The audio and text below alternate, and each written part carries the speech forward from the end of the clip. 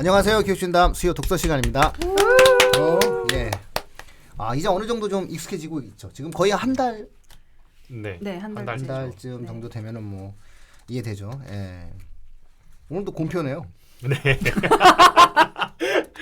오늘도 곰표야. 네. 계속 보여드리겠습니다. 아 그래요? 네. 예, 밀가루는 곰표지. 네, 그렇죠. 예. 누가 저거 지었는지 정말 잘 지었어요. 응? 왜냐면 북극곰이 하얗잖아. 응?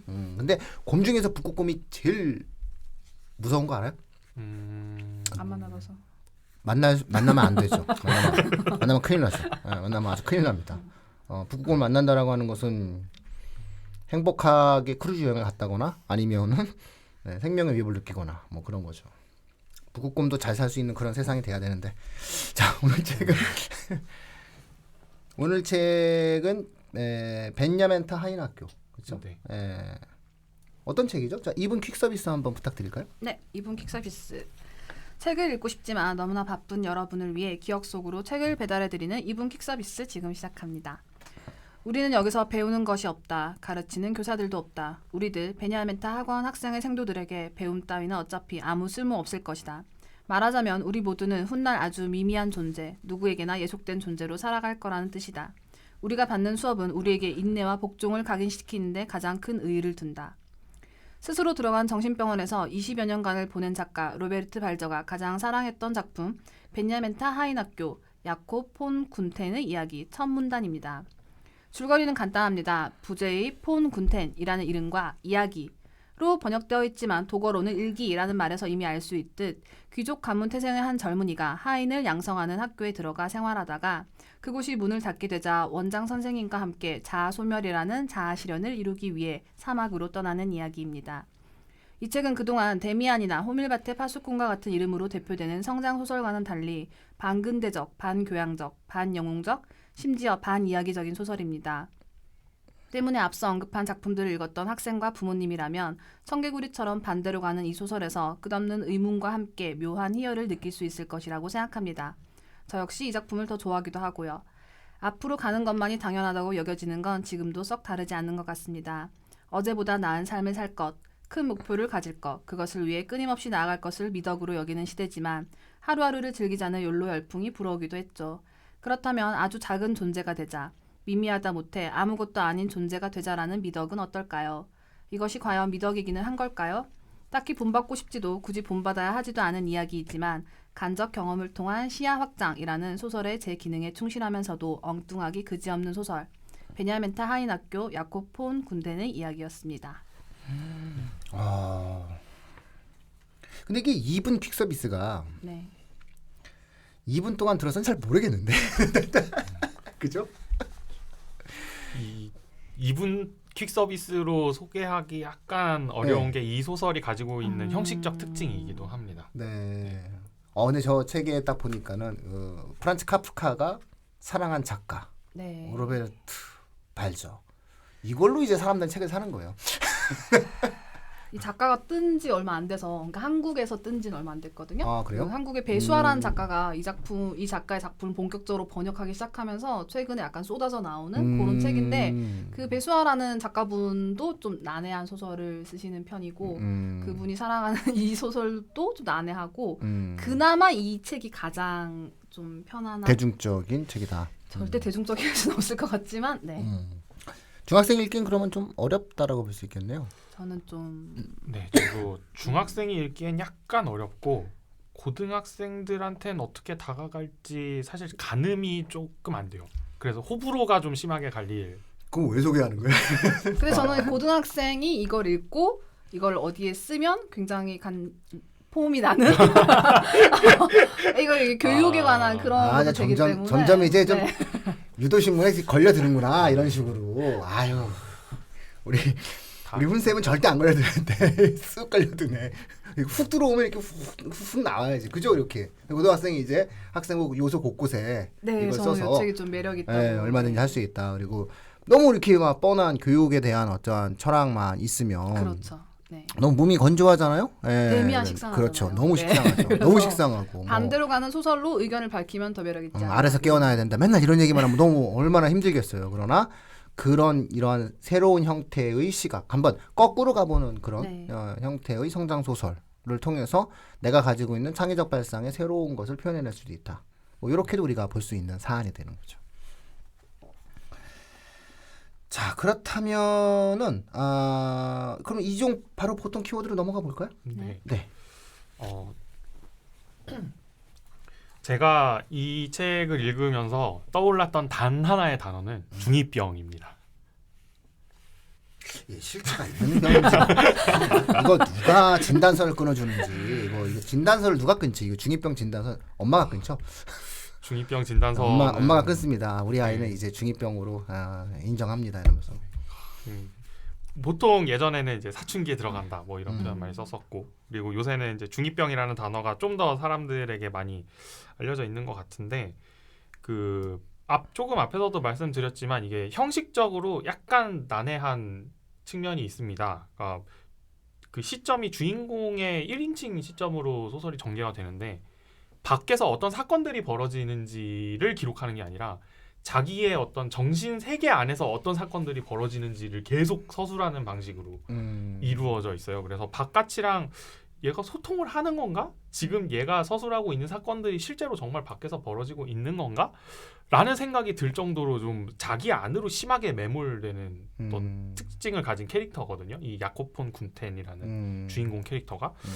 그래서 이런 면들이 아무래도 이제 중2병에 들어간 친구들이 보면 자기 세계 안에 이렇게 자기 세계를 확고하게 갖추기 위해서 노력하는 그런 모습들을 보이잖아요. 근데 그 노력의 과정을 지나온 우리 어른들이 보기에는 아유 참 뭐 불쌍하다라고 해야 되나?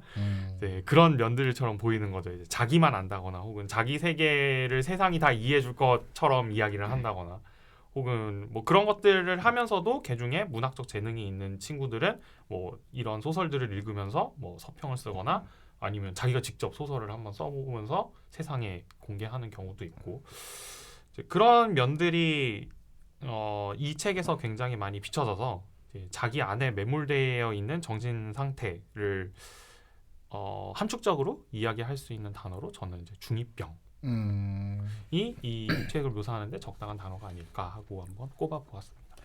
그러니까 기본적으로 자기만의 세계에 빠져 있는 흐름이죠. 그래서 좀 이렇게 네. 과도한 행동을 하게 되는 거라고 이제 우리가 표현되어지 이제 우리가 흔히 이제 중2병이다라고 얘기했을 때 그 용어가 갖고 있는 의미는 특정한 어떠한 세대를 지칭하는 비하적 표현이 아니라 자기만의 논리로 해석을 하는 게 가장 큰 문제라는 거죠. 보편적인 해석이 아니라 자신의 해석을 하게 되는 하위 문화적인 요소예요. 여기서 하위란 낮다의 개념이 아니라 주류적 문화가 아닌 형태의 생각을 하게 되는 거죠. 그래서 우리나라에서는 다른 어떠한 특별한 내용이 없거든요. 뭐 지역에서의 하위성이 있는 것도 아니고 신분에서의 하위성이 있는 것도 아니고 그러니까 우리나라는 상당히 그런 부분에 있어서 세대에 걸쳐서 청소년 문화가 가지고 있는 비주류성에 대한 어떤 문화들에 대한 어떤 상징적인 표현이다라고 볼 수 있죠. 그렇게도 볼 수 있을 것 같아요. 네, 그러다 보니까 이게 특징이 뭐냐면 자기의 세계가 전부 다인 것처럼 생각을 하게 되죠. 그러니까 가끔씩 요즘 이제 중2 애들을 이렇게 보고 중3 학생들을 보면서 나는 저때 무슨 생각을 했을까? 그런 생각해 봤었어요. 한번 해보세요. 해보신 적 있어요? 근데 저는 제가 지금 중 1, 2, 3 네, 다 네. 가르치는데 애들이 이제 한 해 한 해 넘어가는 걸 보면서 이 중2병이라는 게 있다는 생각은 들어요, 확실히. 근데 많이 완화되고 있어요. 저는 그렇게 생각하고 있는데. 저는 반대로 간다고 생각해요. 심화돼요? 그러니까 심화된다기보다는 네. 그 방식이 네. 그 초육에서 중1은 저한테 온갖 얘기를 다 해요. 물어보지 않아도 온갖 얘기를 다 하고 자기 생각, 집에서 있었던 일, 엄마 욕 이런 거 다 하는데 중2쯤 되면 말을 안 해요, 갑자기. 예, 저한테 말을 안 하는데. 성장하는 거죠. 예, 근데 자기만의 세계가 강화되면서 제가 중3 때 했던 생각이 있거든요. 내가 말해도 아무도 이해 못할 거야. 근데 아마 걔들도 그런 생각하고 있지 않을까? 라고 짐작하는 거죠. 전 그런 생각은 안 들었어요. 아, 네. 중2 때 축구를 했고요. 제일 재밌었어요. 중3 때도 축구를 했고요. 그때가 제일 실력이 좋았던 것 같아요. 전성기.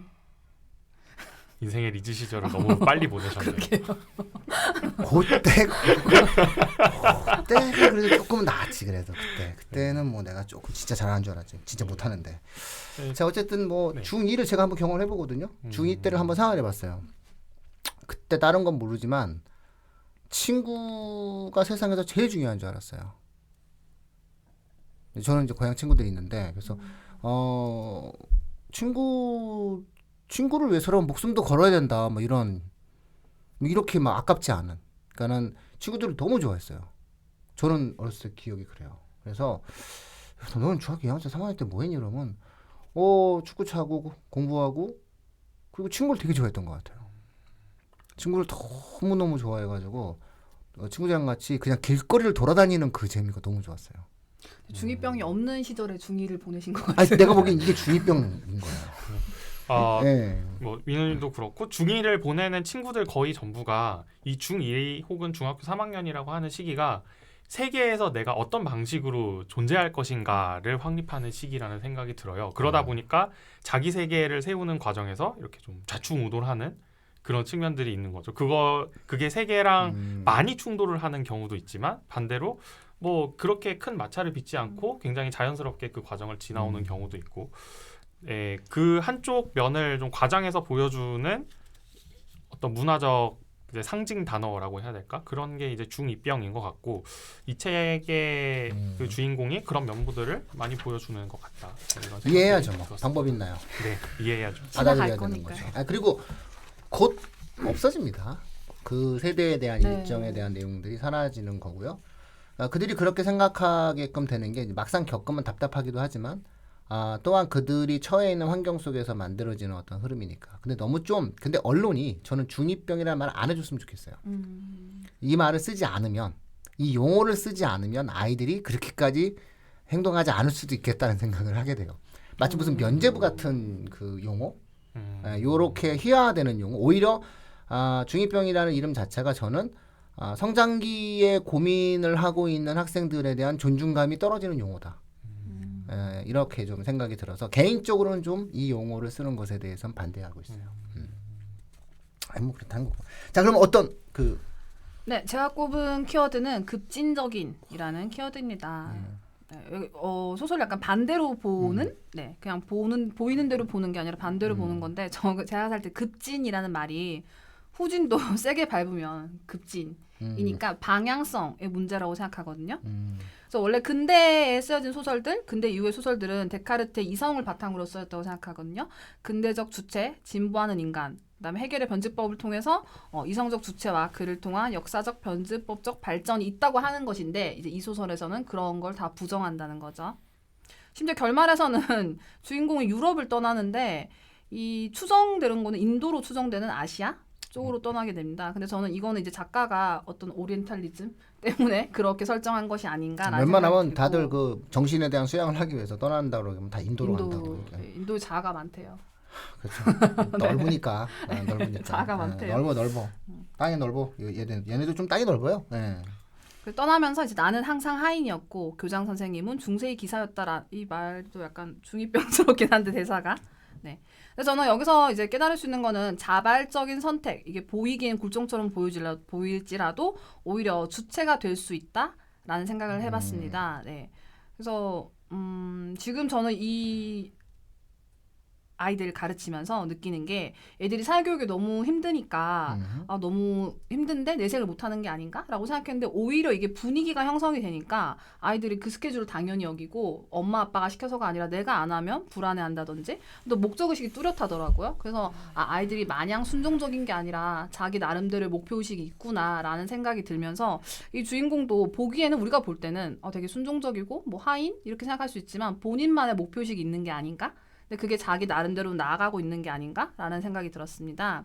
그리고 하인이라는 말에서 저는 약간 거꾸로 생각하면 사실 결국 일을 다 하는 건 하인이잖아요. 주인은 아무것도 안 해. 그래서 하인이 없으면 주인은 사실 아무것도 할 수 없고, 주인이 하인을 의지하고, 오히려 하인은 자발적으로 일을 하는 그렇지. 그런 게 아닌가라는 생각도 해봤습니다. 그쵸. 그 예전에 드라마 풍문으로 들었어라는 드라마가 좋죠, 있었어요. 그 드라마. 유준상. 네. 유준상. 이호정. 그레이 드라마 저도 굉장한 드라마였죠. 이 드라마 코드가 좀 있네. 괜찮네. 1년에 한 편 정도. 나의 아저씨죠. 아이유입니다. 아이유. 자, 근데 어쨌든 그 풍문을 들었어라는 어떤 드라마를 보면 맨 마지막 장면 속에서 저는 갑질이라는 드라마, 갑질하는 그런 어떤 내용으로 표현되지만 저는 그 드라마를 보면서 웃으면서 그랬어요. 저거야말로 전형적인 을질이다. 을질에 당하는 갑의 모습을 표현해냈다. 맞아요. 예, 왜냐면 그래 갑 주변을 전부 다 이렇게 떠나가주는 그러니까 을이 안 놀아주는 거죠. 을이 막 안 놀아줘. 을 역할 안 하고 막 나가 막 놀아야 되는데 안 놀아줘. 이 전형적인 어떤 을질이 되는 거거든요. 그래서 인간관계에 있어서 갑을이라고 하는 이러한 그 일방적인 형태의 어떤 관계성에 대한 표현들보다는 서로가 서로에 대한 어떠한 존중에 대한 문제를 가지고 관계성을 좀 재정립했으면 좋겠다. 전 그 드라마 보면서 어쨌든 그런 느낌을 가졌는데 아주 훌륭하게 지금 나는 항상 하인이었다. 뭐 이런 이 표현 속에서 결국 상호 의존성을 표현한 거다. 네. 이 교장 선생님과 나의 상호 의존성을 표현한 거다. 또 이렇게 또 책을 볼 수 있겠네요. 이 책을 굉장히 그러니까 비틀어 볼 수 있는 책이네요. 네. 상당히 학생부 쓸 게 많겠네요. 네. 뭐 무궁무진한 소재를 가지고 비틀어서 쓸 수 있고 그리고 소설이니까 또 금방 읽고 그렇죠. 뭐 얇기도 얇고 정말 가격만 괜찮으면 적당한 책입니다. 쌉니다. 얼마죠? 비싸지 않습니다. 12,000원. 저 정도면은 그 비싼 책이에요. 12,000원이면 요 정도 책에 12,000원. 요즘 다 요게 12,000원. 1,500원입니다. 그렇군요. 근데 당연하죠. 저는 딱 잡아보면 압니다. 이거를 12,000원에 한다라고 하는 것은 굉장히 무리가 있는 건데 1,500원. 이 500원 붙이는 거 이거 정말 센스 장난 아닌 거예요. 이 500원이 모여서 거대한 돈이 되죠. 출판사 입장에서. 근데 얇아요. 100페이지? 200이 채 안 그렇죠. 되는 200페이지가 좀 채 안 되는 그런 형태의 내용이기 때문에 충분히 한번 돈을 범직한 좋은 내용이었다 이렇게 볼 수 있습니다. 최근에 뜨고 있는 작가죠. 네. 예. 최근에 책이 많이 나오고 있어서 네. 근데 이 책이 제일 얇고 제일 쉽습니다. 그렇죠. 네. 뭐 학생들이 뭐 굳이 이렇게 많이 물론 이제 어떤 학생이 저걸 읽고 나는 발저에 대해서 한번 몰입해봐야 되겠다라고 하면 모를까. 자, 그럼 넘어가서 자 아이랑 투게더 시간으로 네. 넘어갑니다 이제. 네. 더 재미있게 읽을 당신에게 보내드리는 애드온 서비스 이제 아이랑 투게더 추가 컨텐츠를 요 소개해드리는 책 같은 시간입니다. 경우에는 추가 컨텐츠가 굉장히 중요할 것 같아요. 네. 왜냐하면 학생부에 만약 기재한다면 이거 읽고 또 한 권 그렇죠. 해서 이렇게 딱 마무리 지어야 되니까. 네. 네. 저는 재작년 노벨문학상 수상자죠. 가즈오 이시구로의 남아있는 나날이라는 소설을 이 책의 반대쌍으로 같이 읽으면 좋지 않을까라는 생각이 들었습니다. 제가 앞에서 중2병이라는 말씀을 드렸잖아요. 이 책의 야코폰 군텐의 경우에는 자기 생각에만 매몰돼 있는 캐릭터거든요. 죄송합니다. 근데 반대로 이 가즈오 이시구로의 남아있는 나날의 주인공은 영국의 귀족의 집에서 일하는 집사인데 자기 생각이 없는 캐릭터예요.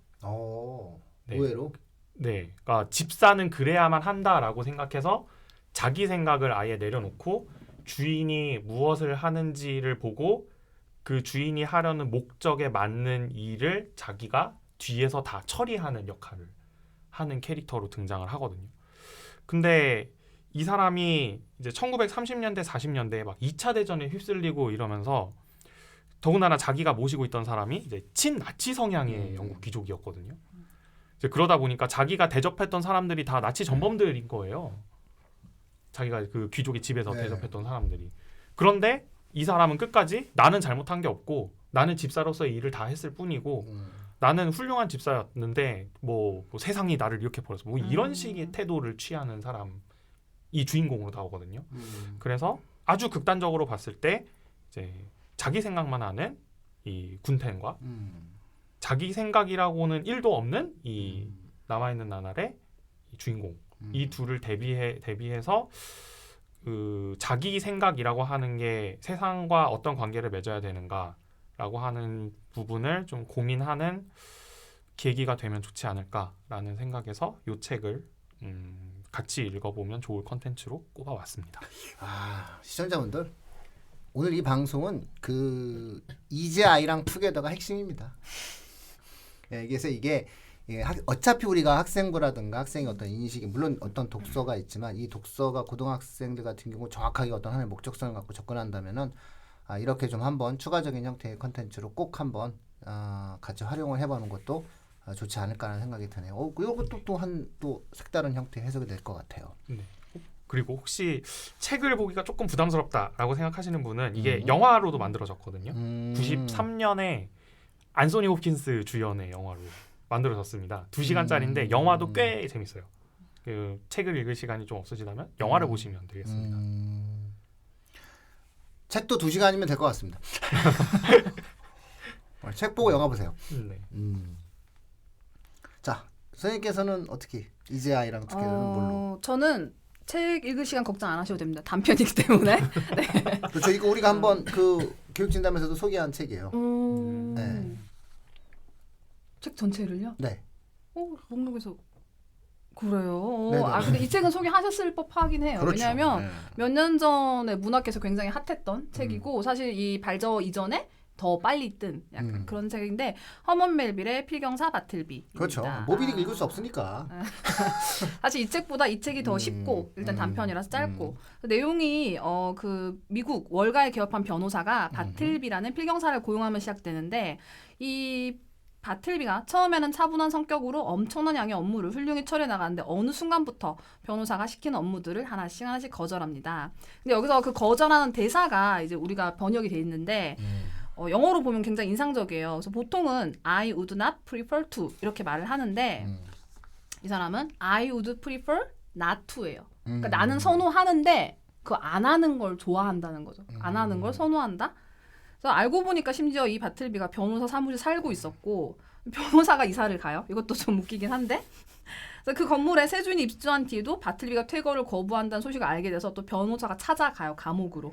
그래서 찾아가서 막 호의를 베풀려고 하는데 바틀비는 나는 뭐 음식이고 뭐고 안 받겠다 하면서 굶어 죽는 그런 결말입니다. 그래서 저는 이 책이랑 같은 선상에서 볼 수 있다고 봐요. 내가 어떤 걸 선택하는데 그 선택이 남들이 봤을 때는 앞으로 나아가는 방향이 아니라는 거. 네. 근데 이게 제 생각에는 발저의 작품이 좀 더 급진적이라고 생각하고 이 사람은 안 하는 걸 선택했으니까 반대로 가는 걸 선택한 게 아니라 그런 차이가 있긴 하지만 같은 선상에서 한번 읽어보면 좋을 작품이고 이 책이 좀 더 쉽고 네. 재미있다고 생각합니다.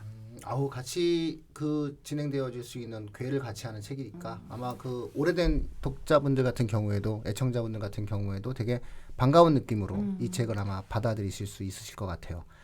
결국은 주체가 무언가를 선택하게 되는데 이 주체의 선택이 주변의 환경과 조건 속에서 만들어지지 않을 때, 그렇죠? 선생님께서는 필경사 바틀비의 경우에 있어서는 어쩔 수 없이 쇠락해가는 하나의 주체의 소멸에 대한 모습을 보였다면은 발저의 책은 기본적으로 그것을 거꾸로 가보고자 하는 인간의 어떠한 의지적 형태의 표현이 만들어졌다. 이렇게도 표현될 수 있겠네요. 그러니까 얼마나 많겠어요. 어떤 하나의 어떤 에피소드를 가지고 다양하게 이렇게 표현되어질 수 있는 그렇게 활용도가 많은 그런 책이다. 이렇게 볼 수가 있습니다. 읽어보고 싶은 생각이 막 충만하게 만드는 거죠. 네. 근데 이 책은 누가 선택한 거예요? 제가 그렇구나. 제가 아는 분이 옛날에 이걸로 석사 논문을 썼는데 그때만 해도 너무 안 유명한 책이라 가지고 근데 그 석사 논문 제가 선물 받아서 집에 갖고 있다가 저도 읽었는데 너무 좋아서 이제야 뜨네요. 이제 네, 되게 뒤늦게. 이게 편집의 힘이에요. 디자인. 저기 이제 책이 좀 팔릴 만한 디자인을 했어요. 예쁜 디자인을 했습니다. 자, 그러면 이제 6월 달에 책 2주차, 3주차, 4주차 저희가 이제 소개한 책이 이제 다 끝났으니까 이제 4권을 소개해 주셔야 되겠네요. 앞으로 진행할 책 4권이 더 있는 거죠. 네. 또 다음 주에서 한번 그 소개를 한번 해 주실까요? 네. 앞으로 읽게 될 책을 말씀드리면 다음 주 6월 2주차에는 스티븐 존슨의 감염 도시이라는 책입니다. 이제 감염 얘기만 들어도 아주 힘든데. 힘들어. 네, 이 책은 런던에서 콜레라가 퍼질 때에 이 콜레라를 정확하게 규명하기 위한 사람들의 노력을 소설의 형식으로 담은 책이고요. 그리고 다음에는 6월 3주차엔 운명의 과학이라고 뇌과학죠. 뇌과학 책이고 나온 지 얼마 안 된 아주 따끈따끈한 신간입니다. 그리고 6월 4주차에는 작년 대한민국을 뒤흔든 소설 김초엽의 우리가 빛의 속도로 갈 수 없다면. 이거 왜 난 모르지? 굉장히 유명해서 네. 네. 죄송합니다. 떠오르는 네. 신예 작가? 약간? 네. 예, 그 신예 작가고 또 한국에서 상대적으로 흔치 않은 하지만 요새 작가들이 왕성하게 활동하고 있는 SF 소설 작가거든요. 네, 우리 같은 그 우리 학원 선생님 중에서도 그 SF 작가를 데뷔한 오. 네, 그래서 책 낸 그런 사람도 있습니다. 음. 그분은 아니네 보니까. 아 그분 아니야. 아이, 아쉽네. 네, 그리고 마지막으로 7월 1주차에는 묵직한 고전 오디푸스와 소포클레스의 오이디푸스 왕을 어... 한번 같이 읽어볼까 합니다. 이렇게 앞으로 4주 동안 진행하는 책. 네. 이거 되게 좋아하시겠는데요. 아마 그 시청자분들은 오디푸스 왕을 제일 좋아하시겠지만 우리가 빛의 속도로 갈 수 없다면이라는 책은 학생들도 상당히 좋아하고 그런 어떤 모습이 있겠네요. 운명의 과학, 그다음에 감염도시. 다음 주에는 감염도시. 네. 그다음에 운명의 과학. 그다음에 우리가 빛의 속도로 갈 수 없다면 오디푸스 왕. 이런 식으로 앞으로 4주차 동안에 4권의 책을 더 저희가 소개해드리도록 하겠습니다. 이 부분은 그러면 어떻게 한번 올려드릴까요? 이렇게 한번 해가지고 한번 팟캐스트의 경우에 저희가 공지사항란이 있으니까 한번 저희가 올려드리겠습니다. 자, 근데 요 문장 요거 뭐예요? 내가 이거 교육진담 수요 독서 코너는 청취자 여러분과 함께 책을 가볍게 하지만 꼼꼼하게 읽어나가는 방송입니다. 여러분의 손길에서 책장을 넘기는 소리의 숫자만큼 댓글, 좋아요, 구독하기, 링크 공유 부탁드립니다. 이거 누가 읽으라고 이거 지금. 제가 썼습니다. 그러니까 이런 멘트는 유튜브를 한다면 반드시 들어가야 됩니다.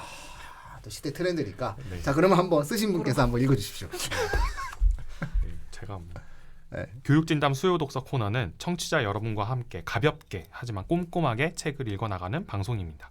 여러분의 손길에서 책장을 넘기는 소리의 숫자만큼 댓글, 좋아요, 구독하기, 링크 공유 부탁드립니다. 여기서 끊도록 하겠습니다. 수요 독서 시간 마칩니다.